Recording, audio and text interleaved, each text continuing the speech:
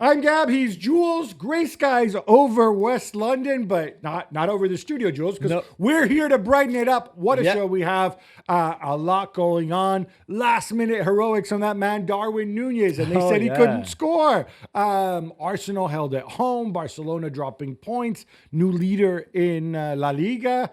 Team we might have heard of. Yeah. Atleti also losing. And huge game, Napoli-Atalanta as well. Yeah. We got to get to that. But we have to start at Old Trafford. Now, people say, oh, you do too much United. But the problem is they serve up so many storylines. A week ago, Yeah. we said, oh, after they knocked out Arsenal on penalties in the FA Cup, they showed heart, they showed buy-in, they showed application. Since then, on Thursday, they laid this incredible turd Yeah. against Southampton, who I think at the time had only 6 points. I think they still have 6 They points. still have 6 points, yeah. One of the worst teams ever. I mean, it was a shocking performance on Thursday. Yeah. And then my man Amad Diallo, hat trick, minute 83 onwards, Yeah. turns it around. Yeah. Amad. Miracle. Okay. Brighton come into town, and they stink it up again. And you have, it's not the scoreline so much. You know, they lose 3-1, whatever. For me, it's more the fact that you have Amorim now coming out saying, well, we could be the worst Manchester United team in history, did he say? Yeah, in history, yeah. You know, they're probably not because United Well, yeah, have he been should learn relegated about in the history. past. Yeah, he should learn about the history of his own club. But I think he might mean in the history of the Premier League because football started in 1992. Yeah, of course. All right, I want to get to the game in a second, and I also want us to talk about Brighton because otherwise we'll just depress everybody with this United talk. But just his communication, coming out and saying that, were you surprised? Is that helpful? Is this a technique? Yeah, for me, he tried to deflect from the fact that they were so bad and that he has been so bad, really. I think we all expected him to do much better than that at United, certainly not to be in that kind of form, not to be 13th in the table. And I think he's struggling. The team is struggling. And he did this after Boxing Day when he said, oh, we are in a relegation battle, which they were not, but they just lost another game. And he explained after he wanted the players to react from what he said. And I suspect this is the same thing. But one, it's not true, obviously. They're not the worst team in United history, whether it's just the Premier League or not. Two, this is a squad that is worth probably around 800, 900 million pounds. That should be doing better. Okay. Sorry, I was just intrigued. When you said whether it's the Premier League or not, they're not the worst team. Premier League obviously started in 1992. If you make that... I mean, to be fair, they were quite dominant in Premier League eras, yeah. In the Premier League era, I chucked this out to United fans. Yeah, I've seen teams play worse than this. I've seen United teams with less hope than this. But yes, United fans, can you come up with a worse version of your team? I think you probably can, but please remind maybe some of the Moy stuff, maybe. Yeah, I think that's what I was thinking more than some Van Gaal, maybe. Yeah, probably. So for me, it was trying to deflect from that. We're gonna get into United, but I want to talk about Brighton as well. Fabian Hürzeler comes in, obviously youngest manager in the Premier League. We were talking about this off air.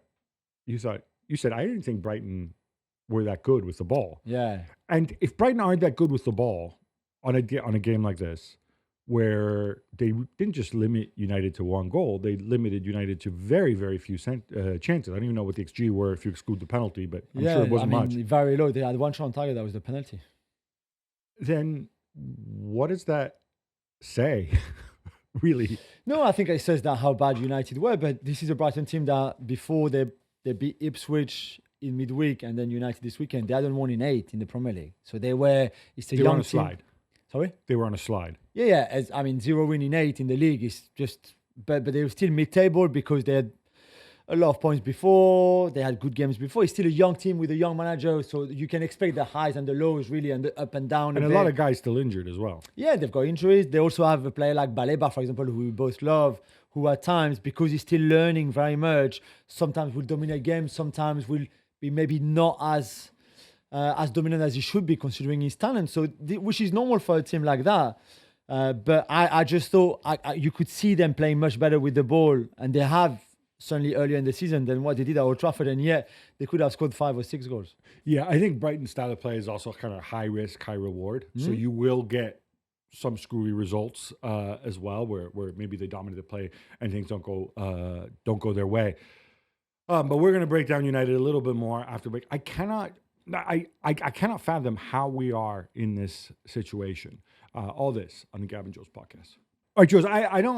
I generally take it as read that players are engaged, that they're committed. I think most of the time they are, and most of the time, I think, and this was true under Ten Hag as well. With some exceptions who appear totally uninterested. I think United players have been trying. They might make mistakes. They might get beaten. Yeah. They might not always understand the tactical instructions.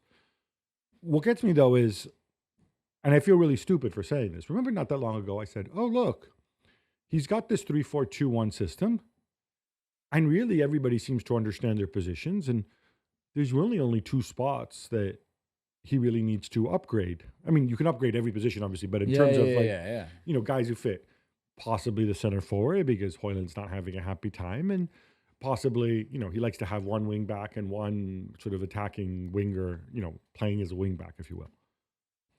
And then I have to see these next two games, and I'm like, what happened to this? Ugarte Menu, you're playing against, okay, Baleba we love. The other guy, Yari, I thought played well without being exceptional. No, but he's a good player. Yeah, but the other two guys...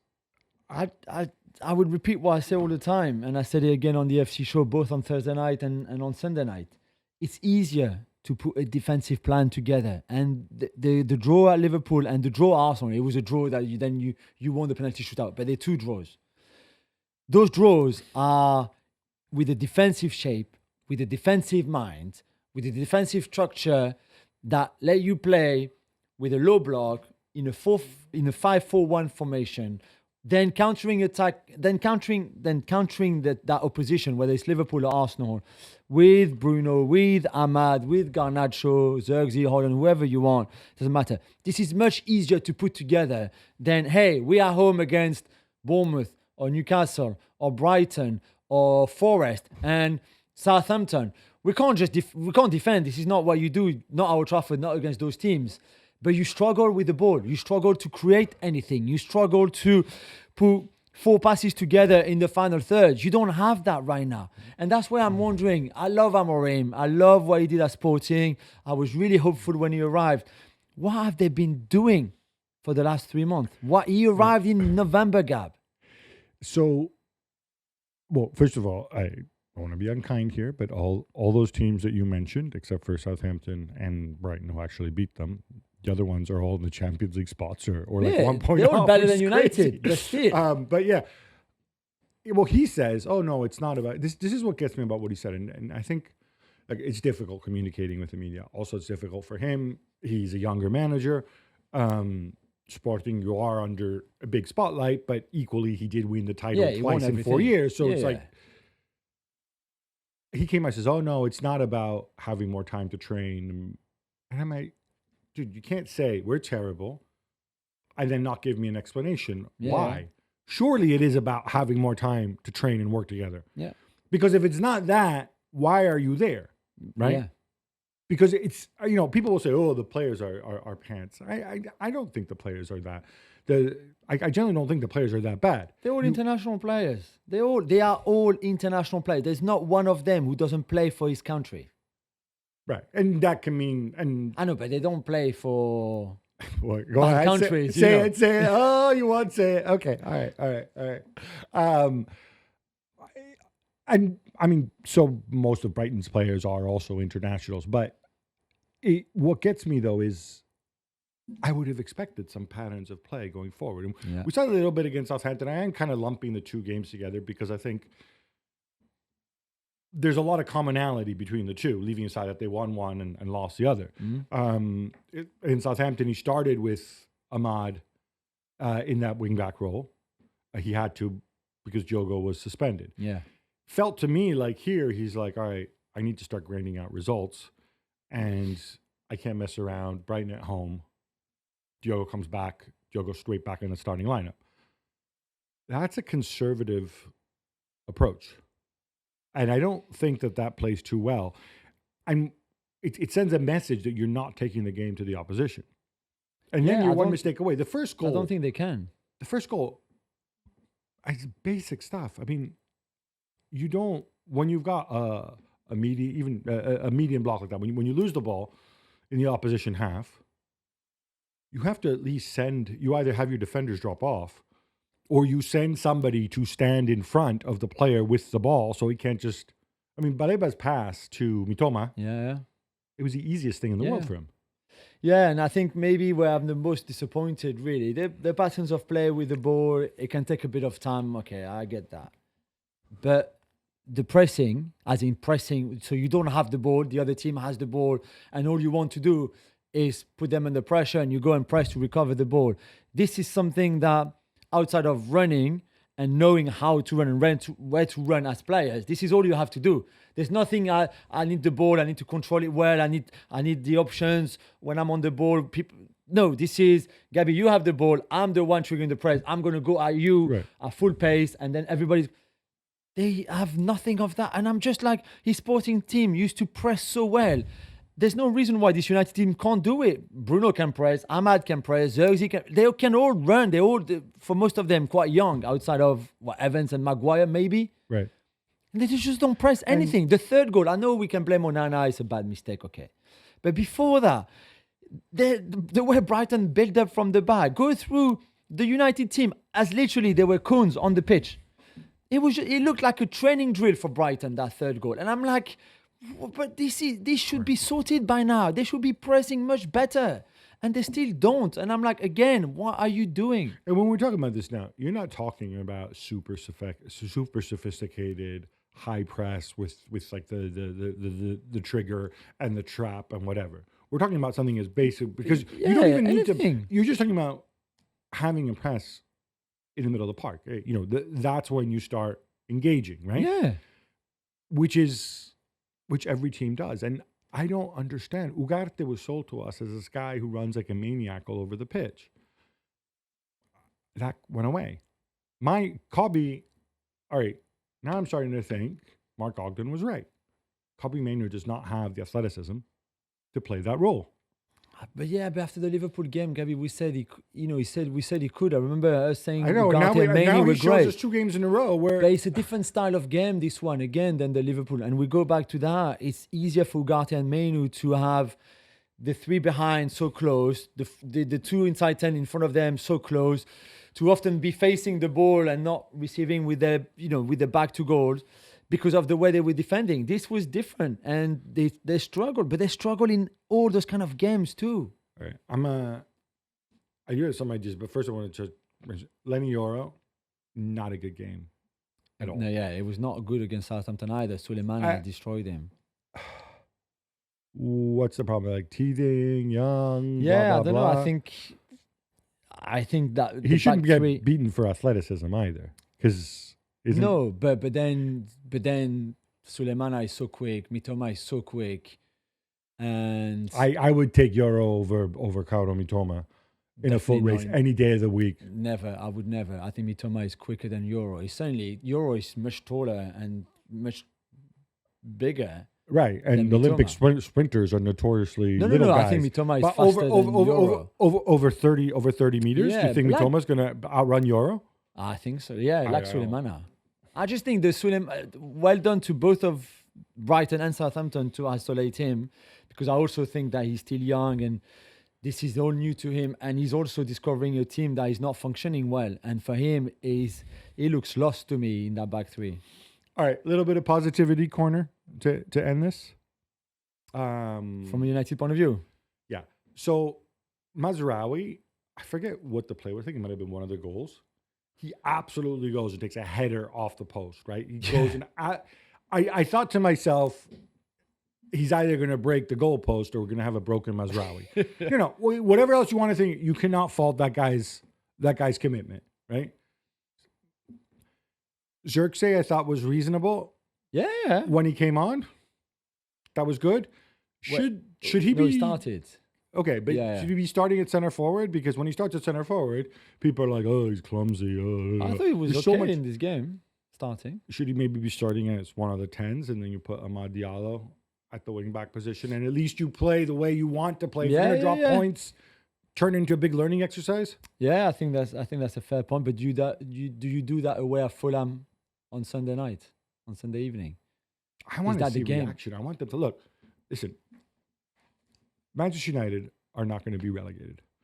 They are, going from memory, 14 points out of the Champions League positions. Yeah. Now, we've said that when he came in, he had 3 tasks: evaluate his talent, Yeah. and he's doing that. Although weirdly, he plays Anthony against Southampton. Did he come on again last night? I don't know. I No. tried to wipe But that. yeah, out. against Southampton. But whatever. I knew he's on his way halftime. somewhere. We'll talk about that later. But evaluate talent. I presume he's doing that because he sees them every day. Teaches style of football. Yeah. And at least against certain teams, when on the attacking end, there's a long way to go. But also get results so that you have the resources in the summer to recruit. Because I go back to this. United have made losses 4 consecutive years. Yeah. The Glazers are still in control of the purse strings. This will impact how you can reinforce in the summer. There will come a point when they look at the table. They're 14 points away from the Champions League right now, where they say, "Wait, we're not going to make the Champions League this year." Because Yeah. they're 13th. I mean, it's a given now. Even now, we know. You think it's even now? It's not just even the 14 points, Gavi. It's that they're 13th in the table. So that's a lot of teams to jump over. Even if you keep winning, they will win. They will win some games as well between 12th and 2nd. So that being the case, I wonder at some point, I think you just go out and you say, all right, screw this. We're not going to get relegated because, there's one team that belongs in League 2 right now, frankly. And there's still... Oh, yeah. No. Yeah, that's not in play, No. right? So maybe you go and you try to be more aggressive. Maybe, I'm not saying you give up on the points, but you say, if we're going to go down, let's go down at least learning something, right? Maybe I do guess that. And so. that for me means, just as I said, Diallo on the wing, Diallo in the wing back role, and Xerxes. Because Xerxes at center forward is going to be a really, really tough sell for United fans, for Xerxes. We've said he's not an orthodox Traditional, forward. Yeah. Hoyland probably needs his confidence as much as you can give it to him. So give him minutes. Yeah. And then if you don't like him, go get somebody else this summer. Yeah. Do we think this is the way it's going to go? And at what point do you make that decision? I don't know. Because I think they can go to Fulham on Sunday and be beaten again. I know they've got the Europa League. That might be some sort of silver lining somewhere for now. Yeah, focus on that. Win the Europa League. Yeah, but that's the best way for them to get into the Champions League. Is that? And I guess you can be a cup team, as we saw in the FA Cup against Arsenal too. And 2-legged format might be more suited. Yeah, maybe because the league is you're 13th, and right now you play like a team that is 13th, and you are at the level of a team that is 13th in the Premier League. Final word on Brighton. The players seem to come in and out. People are injured. You remember, I feel like a year ago, we're talking Hinchelwood and Ferguson, and I don't even know where these guys. Hinchelwood, I believe, is injured. Yeah, Ferguson's injury, been though. in and out for a long time. I think he's probably injured too. It's pretty remarkable that they just chuck people in, and stuff like this happens. Yeah. I mean, they spend a lot of money in the summer too to make these squads a bit more with depth, competitive too. When you see Minte and Ruto scoring on Sunday, they are £40 million player. Whether we think they're worth that money or not, it doesn't matter so much. They paid 80 million for those 2 players. So, you would expect them to still have, despite injuries, have still some talent there. But it's still remarkable the way Özil, for his first 6 months in the league now, has had them playing. Yeah, it was not always perfect this season, but at times they show great qualities on the ball, off the ball too. Loads of energy, lots of intensity, and they're fun to watch. It's absolutely mad. Swiss Ramble, the GOAT of football finance bloggers, he calculated what everybody's kind of PSR capacity was this coming season. In other words, how much could they lose and still be compliant with PSR. Manchester City, as we said, something like 400 million. Yeah. You're like, wow, because of obviously they made a profit last 2 years. Brighton's was like £500 million. Really? It's completely demented. Well done to them. Well done to them. If Tony Bloom wanted to go and sign Neymar and Mbappe tomorrow, he probably could.